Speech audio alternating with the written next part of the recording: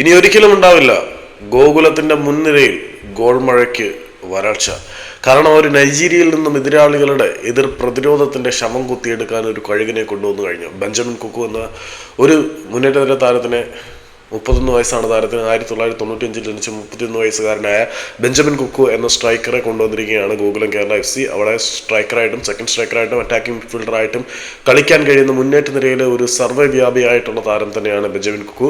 അദ്ദേഹത്തിന് ഇന്ത്യയിലേക്ക് വരുന്നതിന് മുമ്പ് തന്നെ 2 ടോപ്പ് ഡിവിഷൻ ലീഗുകളുടെ എക്സ്പീരിയൻസ് ഉണ്ട്. നമ്മുടെ ബ്രാം സ്റ്റോക്കറിന്റെ ഡ്രാക്കുളയുടെ നാടായ റൊമേനിയയിലെ ടോപ്പ് ഡിവിഷൻ ലീഗിൽ വളരെ നല്ല ട്രാക്ക് റെക്കോർഡുള്ള താരമാണ്. അതുകൂടാതെ ഇസ്രായേലി ടോപ്പ് ഡിവിഷൻ ലീഗിലും വളരെ മികച്ച ട്രാക്ക് തന്നെ നേടിയെടുക്കാൻ കഴിഞ്ഞിട്ടുള്ള താരമാണ് ബെഞ്ചമിൻ കുക്കു.